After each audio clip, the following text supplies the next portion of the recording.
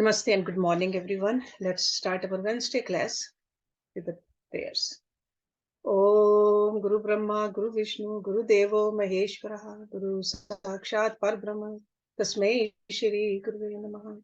Om Bho Bhavaswaha, Tatsavitravare Bhargo Devasya Dhimahi, Diyo Yo Nah Prachodayat, Asto Ma Satgamya, Tamso Ma Jyotirgamya, Mrityurma Amritam Gamya. Om Sehna Bhavatu, Sehna Bhunaktu, Seviryam Karvavahi, Tejasvi Navadhitamastu, Ma Vidvishavahi. Om Shanti Shanti Shanti.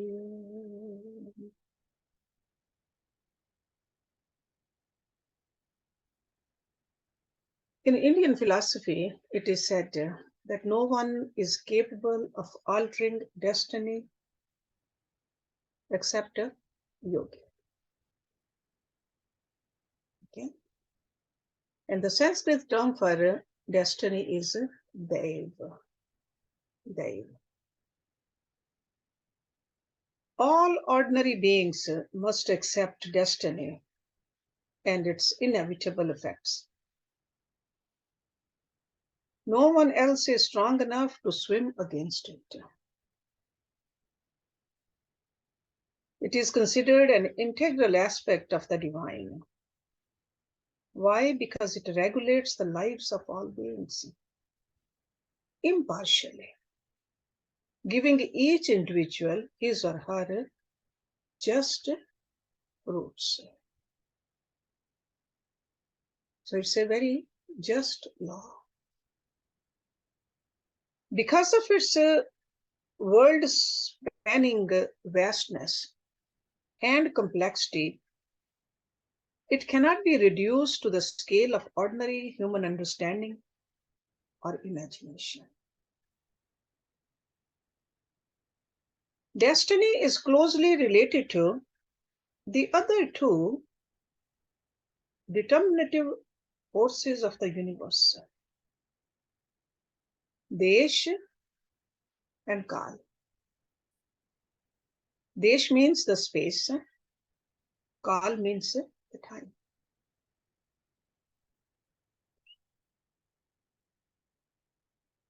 A human being, which we are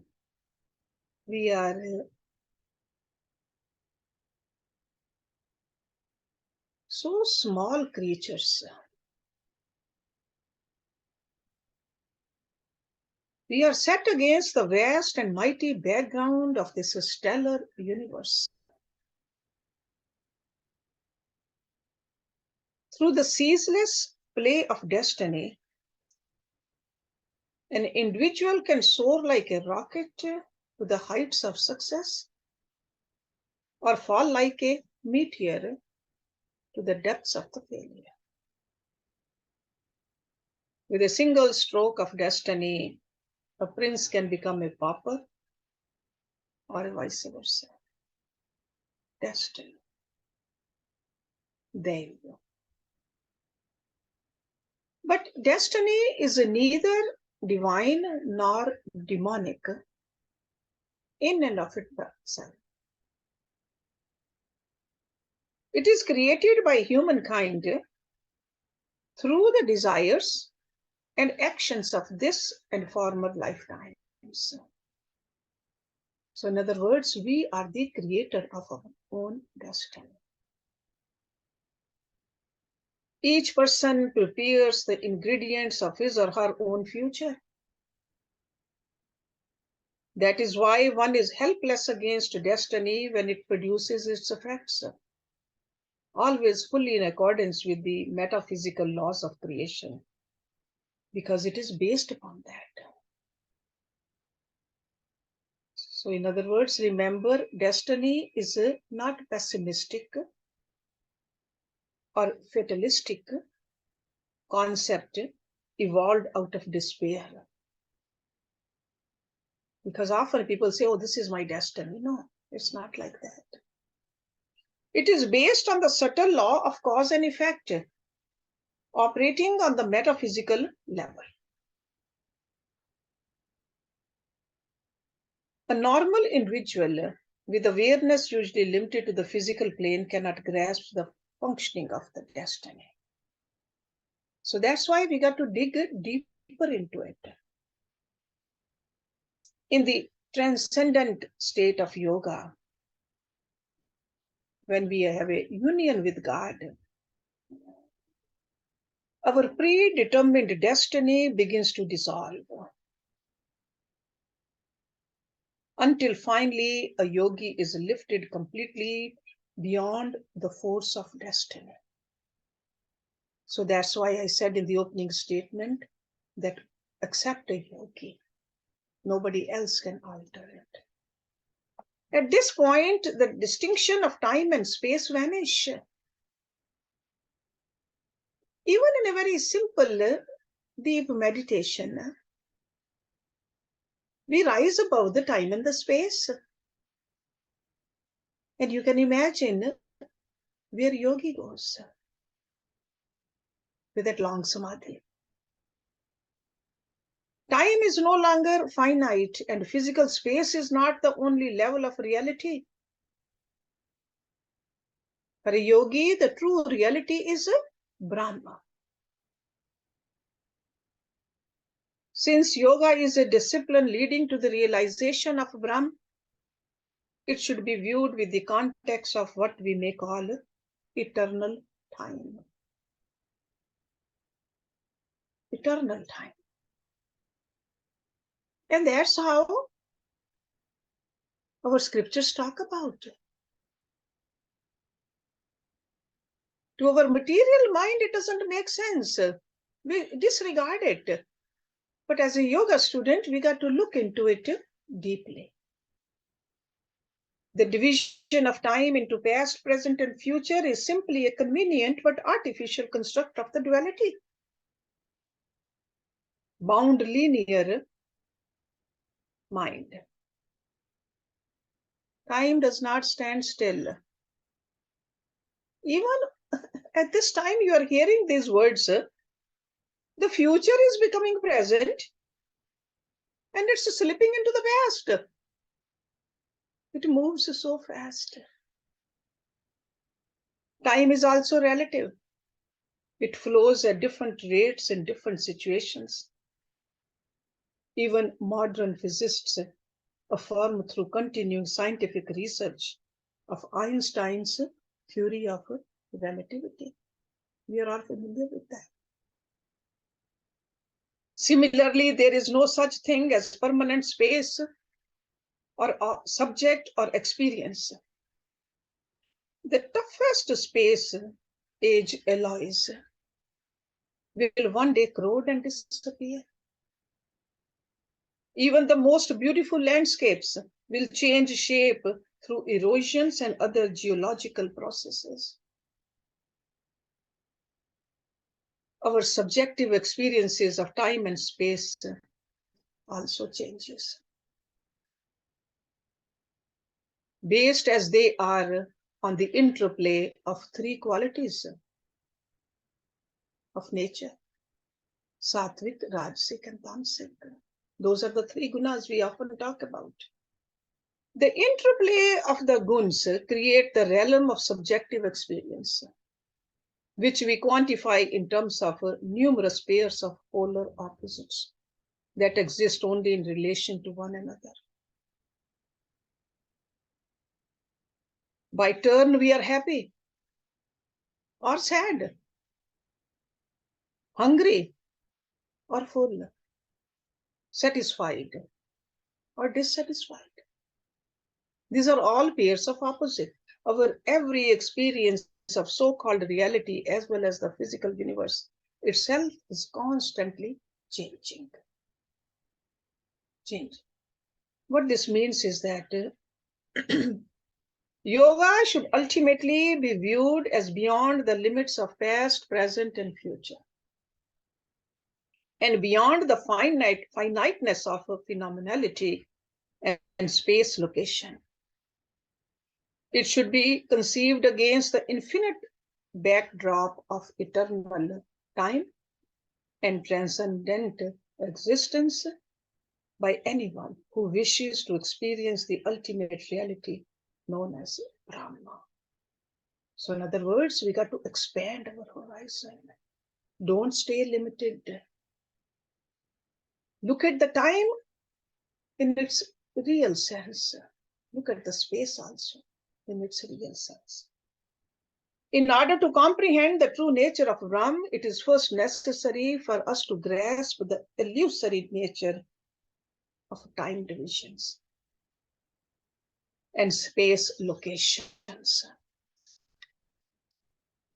That's why the other day I talked about the 14 different realms. Unless we do so, those concepts will obstruct even our theoretical comprehension of the eternal and transcendental essence. That's why it's very necessary to understand the measure and process of time and the cosmological process through which the phenomenal universes evolved. According to the ancient Indian epic scriptures, known as Purans, cosmic time is chiefly measured in terms of eons called yugs. There are 4 types of yugs, each with a different duration. Sat Yuga, Treta Yuga, Dwapar Yuga, and Kali Yuga. Kali Yuga is the shortest, 365,000 human years long. It's the shortest. Dwapar is twice as long. Treta is 3 times long. And the Sat Yuga is 4 times as long as Kali Yuga.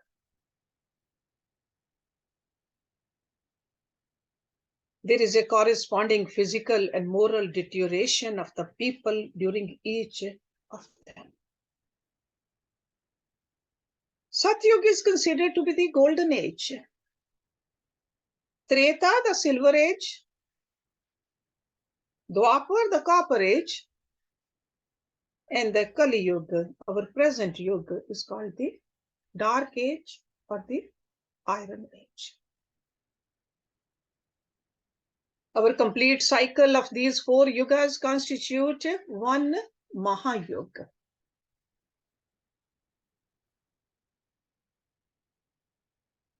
On each 1,000 such Mahayugs equals a single day of Brahma, the creator, followed by an equally long period known as a night of Brahma. Each of these are known as Kalapa. So this information is from the Purans. In Indian Puranic literature, one comes across 3 different methods of calculating time. The first is based on the calculation of the eons or yuga, which I just mentioned. The second is based on the calculation of the Manvantars, or the period of Manus, the first man of creation. The third is based on the changes in the position of the stellar constellation of the Great Bear, known in India as the Saptarishi. For simplicity's sake, we will only examine the measures of the time according to the Yuga system, the first one. There is a very beautiful table we can use to calculate this, from the shortest time to the longest. The shortest, the Rishis say, it's a blink of an eye. That's why we say that things change in a blink of an eye.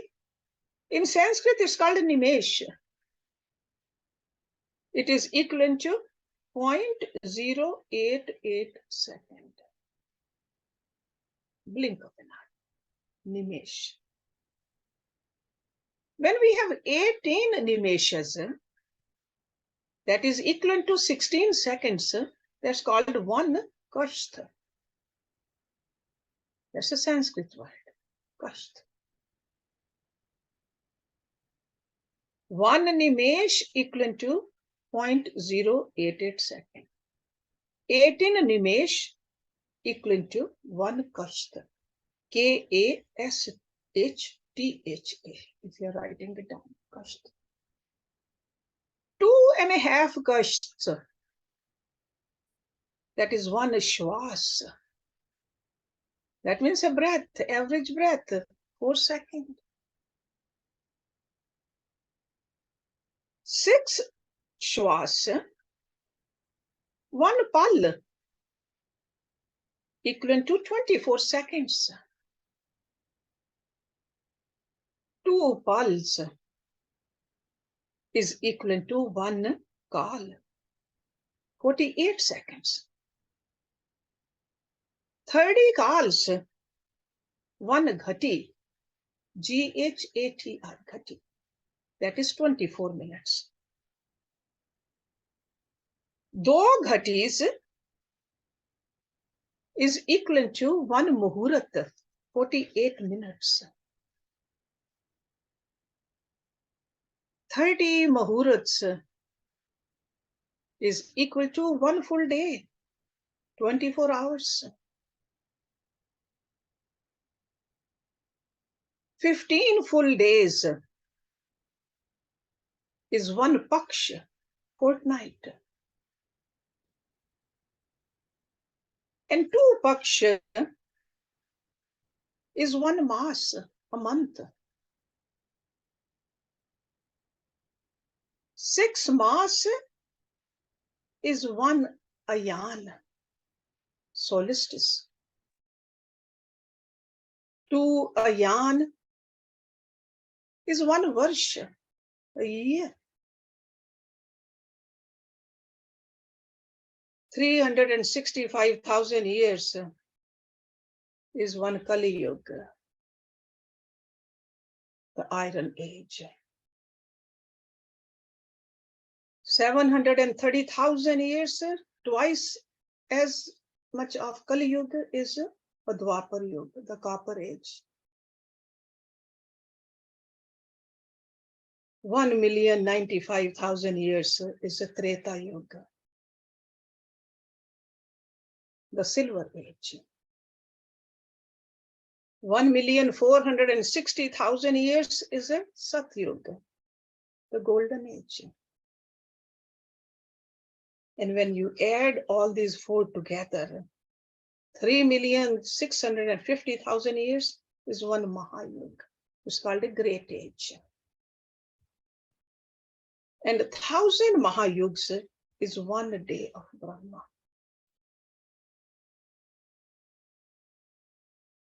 Or Kalapa. And a night of Brahma is equally long.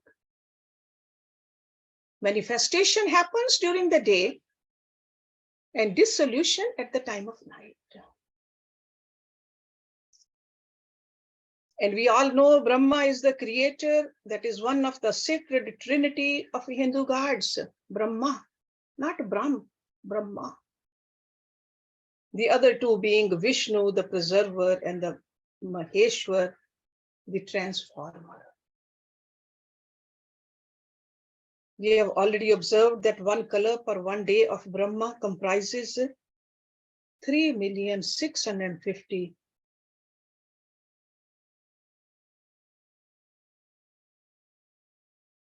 Not 1,000, but put 6 zeros after it, that long. Equally long is the night of Brahma. So 7,300,000 years make one full day of Brahma. That is like a cosmic day. And 360 such days make one year of Brahma. the cosmic year. So it's just such a long span. According to this, the lifespan of Brahma is 100 cosmic years. Cosmic years, not human years. And that is equivalent to over 311 trillion Earth years. At the end of this period, Brahma merges again into the unmanifest Brahm, the ultimate reality. At the end of a day of Brahma Kalp, all forms of life on earth are destroyed in devastating floods that cover the earth. This is known as the deluge or pralaya. Certain signs appear before the actual occurrence of the pralaya. Indian scriptures, they indicate that a long time before the actual occurrence, there is a marked increase in the frequency of the floods, earthquakes, hurricanes, drought, and other destructive expressions of nature. A day of Brahma ends with the destruction of all life on the planet. Then begins the night of Brahma. During the night of Brahma, there's no life on earth. At the end of a night of Brahma, a new day of Brahma begins, and gradually different kinds of life begin to appear on the surface of the earth. Then it's a slow process. It takes millions of years for all of the thousands of different species of life known to us to evolve. This is only a small or partial pralaya, but I'm talking about the night of Brahma. There is still another kind of deluge, which is great or total dissolution, known as Mahapralaya. So the manifest universe exists for one full lifespan of Brahma, or over 311 trillion years. At the end of that period, all of creation is dissolved in the great dissolution, Mahapralaya. So like a night, every night we sleep, we wake up. Then, towards the end of this human life, there is a complete sleep that we call death.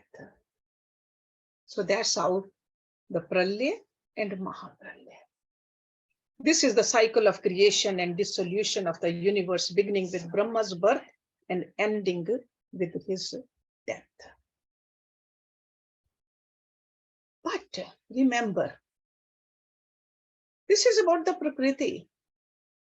There is a Ish of that Prakriti, which we call Purusha, or in English we call it souls, or eternal substances, which are not bound by time or space.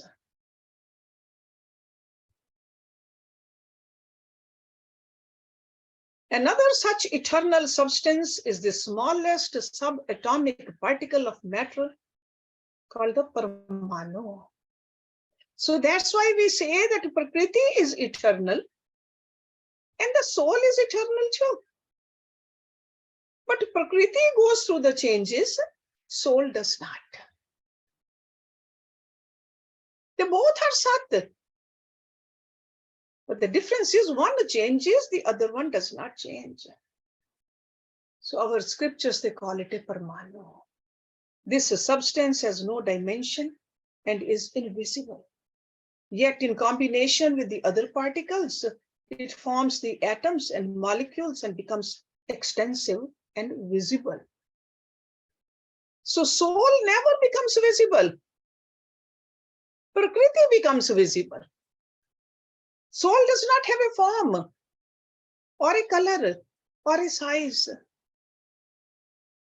When these particles are not in combination, there are no action and no creation or visible world. That is the period of total dissolution. But when the movement of the subatomic particle is renewed, souls reunite with these various microparticles, and the process of creation begins again. So it's like a wedding between the energy and the matter. That's how the creation happens. Though these subatomic particles are eternal, they are bound by time and space, unlike souls. This is what I want you to understand. The real us is not bound by time and space. These particles act as intermediary between the soul and the various levels of physical creations. So they are like it's like a together soul and these particles. That's the life we see. Whenever the soul desires to perceive or act, these particles interact with the sense or organs of action, through which the perception or action is to be carried out. Because atomic particles are bound by time and space, they cover the soul. That's why we feel that we are covered, preventing it from exercising unlimited perceptive power and actions. Because we know soul is nothing but part of God. God is unlimited. But when we are, that portion of God gets bound with this Prakriti, it feels limited. It's almost like a ocean water in a glass has the limitations. Ocean water in the ocean doesn't have any limitation. It's the same water, but limitation is in the container. So this is the container we are in right now. And the sad part is we forget who we are in reality, and we start thinking we are just the body. And this yoga, the practice of yoga, takes us through all these layers and makes us realize our true nature.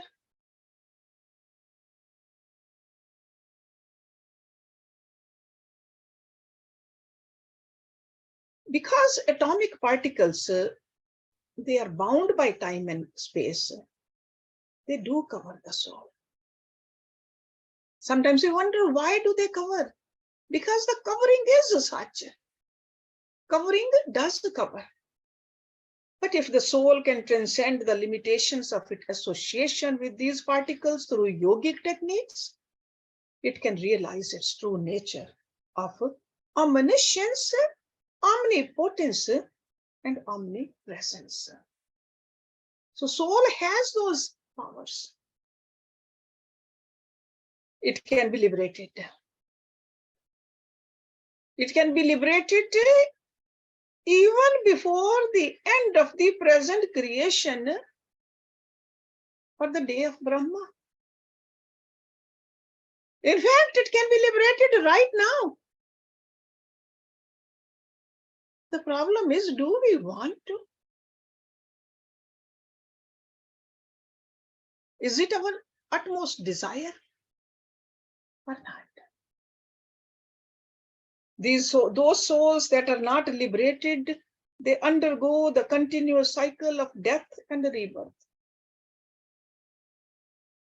This continuous process of wandering, activity, suffering in the manifest world exhausts the soul, which is called a avagaman. Just keep coming and going, keep coming and going. And every time we come, there's a suffering. The purpose of human life is to transcend this cycle through the practice of yoga and to attain final liberation, which is called moksha. Yoga has been preserved through the ages by the masters and the gurus to their disciples. First, it was given orally, this information, this knowledge. Gurus and the disciples, they practiced all this together. Whenever during the long course of a day of a Brahma, this knowledge has been destroyed or forgotten, at the time God appears himself as an incarnation. That is the purpose of the avatar. That's what Lord Krishna told Arjun, that I came before. I gave this same knowledge to those rishis. But people have forgotten. Now I'm giving you the same knowledge again. So God comes again and again upon the earth and renews the forgotten knowledge by teaching it directly to the most deserving person. Because Lord Krishna said, you are very dear to me. That's why I'm teaching you. That's why I'm even showing you my cosmic form also. You are very dear to me. This is how yoga has been preserved through the ages. This is why ancient Indian religion is called Sanatan Dharma. Not Hinduism, Sanatan Dharma, eternal religion. This truth does not change with the time or a place or for the gender. This is eternal. Sanatan Dharma. Eternal religion has its basis in yoga. It shows the way to transcendence through yoga practice. So that's why yoga is the path also. Yoga is the means also, and yoga is the goal also. Different religions may come and go. They are called sampradaya. But yoga exists forever. That is the difference between religion and yoga. Any religion that is based on the science of yoga is likely to be sustained much longer than a religion which is devoid of the knowledge of yoga. We have already observed that Brahma, the creator, has a fantastically long life, but he does not possess the ultimate lifespan. Even the 311 trillion years of Brahma's life is but a trifle compared to the lifespan of Vishnu, the preserver.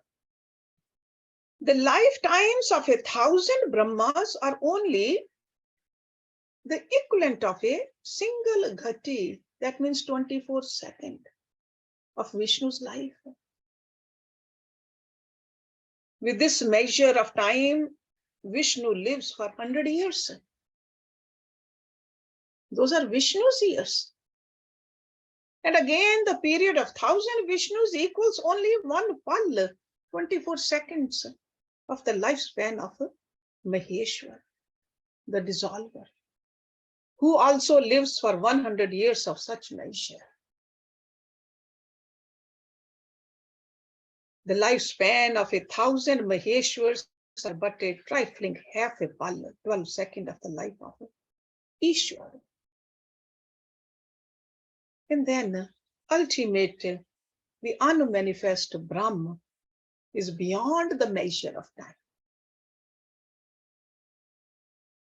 That's why it's called eternal, absolute Brahma. One may be astonished or even frankly disbelieving to hear of divine beings with such vast life spans responsible for the periodic creation, maintenance, dissolution of the universe and all the life forms within it, ranging from amoeba to human beings, to demons, to the devatas. All of this may sound totally irrelevant to us from the point of view of our human understanding, but it does have a relevance to yoga and a sadhak. For an ordinary person, sure, it doesn't mean anything, but to us it does. Teaches us that the theoretical understanding of how the cosmos functions is a fundamental step on the path of liberation and immortality. Real yogi who reaches the highest and in yoga attains what is known as Divya Deha, divine body. Such a being has at this point completely transcended the fetters of time and space, ignorance and mortality. So Divya Deha, or you can call it Videhi, then we got to rise above from there in order to become a complete mukta, liberated. Poison cannot affect such a being. Fire cannot burn him, nor can he be drowned in water or crushed and suffocated in earth.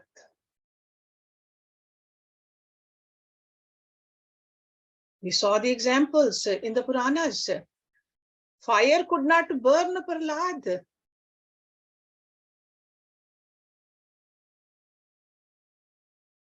And there have been stories from Kali Yuga also of the yogis. The water could not do any kind of a harm. Big flood, yogi is sitting and meditating. And after the flood is gone, yogi is still there. Everything else has been washed away.